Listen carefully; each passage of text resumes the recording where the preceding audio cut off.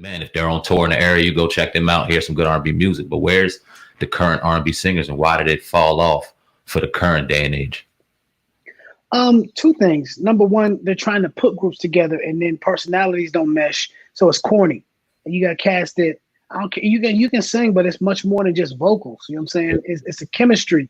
You know, that's why I never ever say I'm the lead singer or was the lead singer, because that diminishes everybody's impact in the group. Yeah. Everybody leads in their own way, and I think that when everybody's in their own lanes and you play your position, you know, Devontae wasn't going to be KC, and he didn't try to. And if he had, Jodeci wouldn't have been what it was. You know what I'm saying? You have to play your position. Secondly, since they try to put groups together, and because of technology now, you don't need the things you needed before. A lot of times it was out of necessity. So you had the dude who sang, but you might have had the other dude who had a car.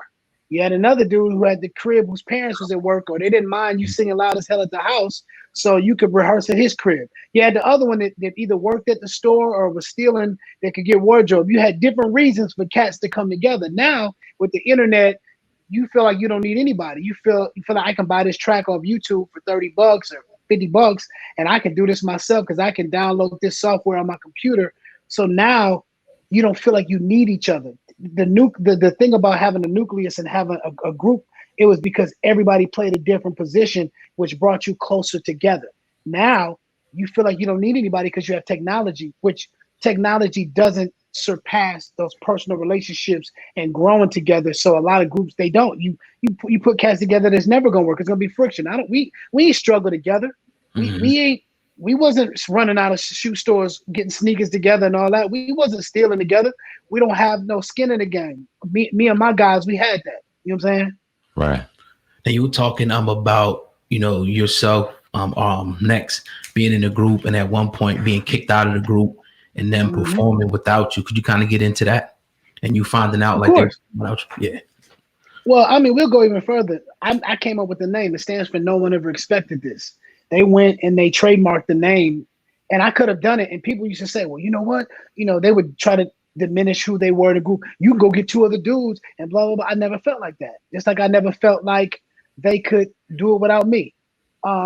People always say going solo. I don't even like that term, especially having a 3-year-old now, because she might come to me tomorrow and say, I want to be an astronaut, daddy. The next day, an actress. The next day, a doctor. Well, damn it, we're going to figure out how you can be all three. We limit each other in what we can do instead of building each other up. I think that all three of us could do solo projects or do anything we wanted. I think that people come in your ear and like, oh, he doing this. You need to do this, or y'all need to go grab this. It'd be other individuals that come in that nucleus, because when you get a little paper, now you ain't waiting on T-Lo to pick you up no more. You're patiently. You like, oh, I'm gonna get in my own car. Then you move to different places. Y'all not struggling together. You got new crews, new friends that don't understand the dynamics of the relationship of the nucleus, so they in each person's ear. So it hurt me a little bit when I saw the unsung and certain falsehoods that were said. And I felt like, you know, certain things were said in public and then apologized for in private. But the truth is, there's no ego. It's all love for me. For me, I'm in a season of grace. I'm in a season of being more concerned with my legacy and feeding my family. You know what I'm saying? A lot of these groups are breaking up, and I'm like, yo, they need to learn from our mistakes. I want all the money. I want every dollar. I want to, not a Trump rally, but anything besides that, you'll catch me. I'll sing happy birthday at a funeral, dog, because it ain't about me. It's about my legacy, my discography. And that's why it was so easy for me to come back to the group and go, I still love them. I don't like certain things they said. I don't like certain things about their personalities. They don't like certain things about mine either. But if you're a business, you don't got to like everybody you work with all the time. Yeah. And I think that other groups need to realize that too, because seeing 112, and I call them 56 because it's only 2 of them, and that's no disrespect, but I just think the all 4 of them is so cold. They're cold separate, but you want to see the whole package. You know what I'm saying? Right. Go ahead. What happened with you? Did I hear you say you were supposed to be starting a group with a member from Jagged Edge and 112? Did that ever come into fruition? We have like a whole album, WQRL, but you know what happens is, and it wasn't even my idea, but it's a really good business decision because you get 3 groups for the price of 1. You know, we went to Africa, you know, we had done a few things, and promoters were like, well, wait a minute. So you're saying I get a bunch of Next records, 112 records, Jagged records, and y'all all sing them together? Oh yeah, let's do that. Well, that's a threat to business. And I understand that. That's like, you know, cats pull rank like, yo, no, this ain't going on. So I respected that. I love Jagged, one of my favorite groups. I love the 12. We don't always get along because we all are really trying to go after that same dollar. You know what I'm saying? But when you look at my group, they put us on a lower tier, but we had less albums out. And my only thing has always been, and again, this is in no way saying anybody's better or worse, but if you turn on the radio right now and you're going to hear a classic R&B record, it's going to be Next. It's going to be Too Close, Wifey, 9 times out of 10. And that's what I hang my hat on. We might not have be the biggest or best known out of all the groups from my era, but you can go anywhere in the world, you're going to hear one of my records or one of my Jaheim records, something, and that's what I take pride in most, my discography. Where did it go wrong for Next, if you don't mind me asking? Was it bad business? Was it time to move on? Where did it go wrong for you guys? We traveling the world now. We got a Next by Nature project about to come out along with my project. We got Next and Naughty. We got an EP. We got the first single. It's already done and mixed.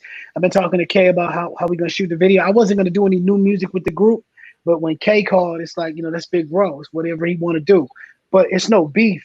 And it's funny because we were shooting this live performance for Keith Sweat. You know, that's big bro. Happy birthday to him. His birthday was yesterday, I think. Right. But somebody asked about, you know, us breaking up, and we were just sitting around at craft services, and Tilo was like, really, it was immaturity on our part. And he was like, you know, we didn't understand you can do it all. You know, we start being territorial, like, no, it's either next or nothing. And they know I'm in my studio now. That's all I do is music. You know, his love is motorcycles and dogs and pickup trucks. Tweets his meditation and other forms of music and things like that. And inspirational speaking. That's fine. My passion is music. Everything revolves around that and fitness. So I'm gonna always have records. You know what I'm saying? And that's all I want to do is just make music. And I think that we had to grow and understand that, and understand it's not a threat.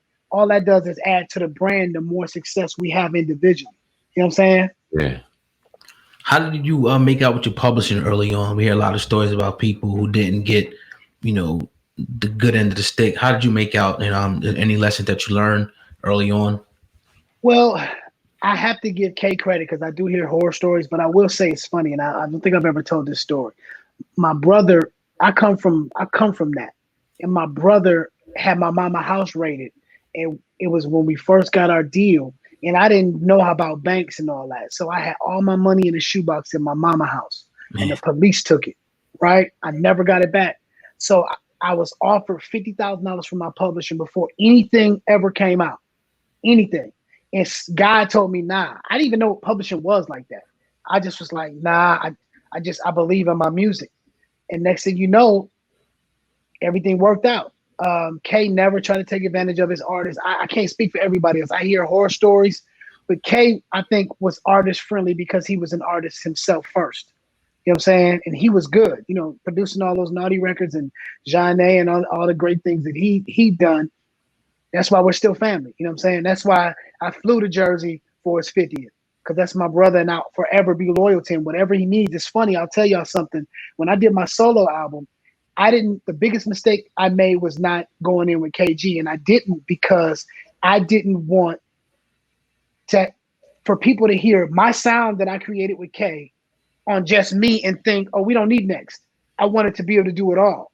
And people were like, well, what, dang, you didn't work with K. How you not going to work with K? And K put you in position. Well, what people didn't know is K picked me up in LA and we went for a ride, and I handed him a check for $100,000 just to say thank you. Because that's how we get down. It was like, here you go. I wouldn't be here without you. You know what I'm saying? So K is the reason that I'm able to still feed my family and live in this nice, really nice home, because he didn't try to take advantage of me. Because you got to think, coming from the hood, if he'd have been like, yeah, you need to sign this right here and we're going to take your publishing, dog, I'd have signed it. To get out of my mama house, I'd have signed it. Yeah. You talk about the greatest R&B groups of our time. You think of four, the quartets, Next, Trio. One of the very few to do it the way y'all did it. Was there any extra added pressure to add a fourth member ever to y'all? How did y'all feel about that?